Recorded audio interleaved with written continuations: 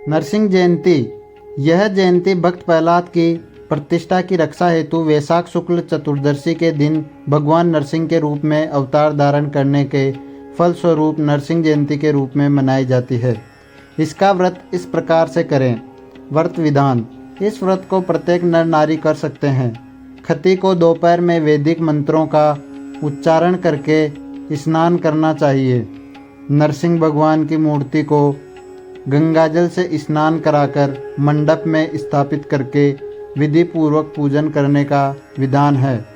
ब्राह्मणों को यथाशक्ति दान, दक्षिणा, वस्त्र आदि देना अभीष्ट है।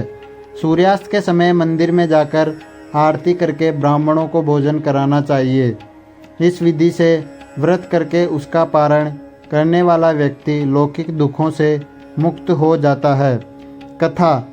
राजा कश्यप के हिरण्याक्ष और हिरण्यकशिपु नाम के 2 पुत्र थे। राजा के मरने के बाद बड़ा पुत्र हिरण्याक्ष राजा बना, परंतु हिरण्याक्ष बड़ा क्रूर राजा निकला। वारा भगवान ने उसे मौत के घाट उतार दिया। इसी का बदला लेने के लिए उसके भाई हिरण्यकशिपु ने भगवान शंकर को प्रसन्न करने के लिए कठोर तप किया। तप सिद्धि होने पर उसने भगवान शिव से वर मांगा, मैं न अंदर मरूं न बाहर, न दिन में मरूं न रात में, न भूमि पर मरूं न आकाश में, न जल में मरूं न अस्त्र से मरूं न शस्त्र से, न मनुष्य के हाथों मरूं न पशु द्वारा मरूं। भगवान शिव तथास्तु कहकर अंतर्ध्यान हो गए। यह वरदान पाकर वह अपने को अजर अमर समझने लगा। उसने अपने को ही भगवान घोषित कर दिया। उसके अत्याचार इतने बढ़ गए कि चारों ओर त्राहिमाम मच गया। इसी समय उसके यहाँ एक बालक का जन्म हुआ जिसका नाम प्रहलाद रखा गया। प्रहलाद के बड़ा होने पर एक ऐसी घटना घटी कि प्रहलाद ने अपने पिता को भगवान मानने से इनकार कर दिया।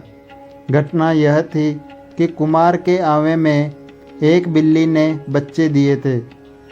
आवे में आग लगने पर भी बिल्ली के बच्चे जीवित निकल आए। प्रहलाद के मन में भगवान के प्रति निष्ठा बढ़ गई।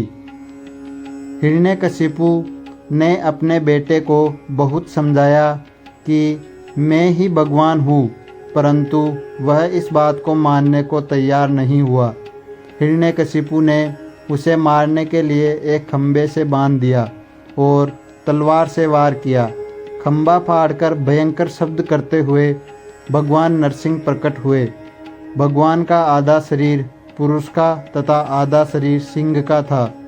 उन्होंने हिरण्यकशिपु को उठाकर अपने घुटनों पर रखा और दहलीज पर ले जाकर गोधूली बेला में अपने नाखूनों से उसका पेट फाड़ दिया। ऐसे विचित्र भगवान का लोक मंगल के लिए स्मरण करके ही इस दिन व्रत करने का महात्म्य है।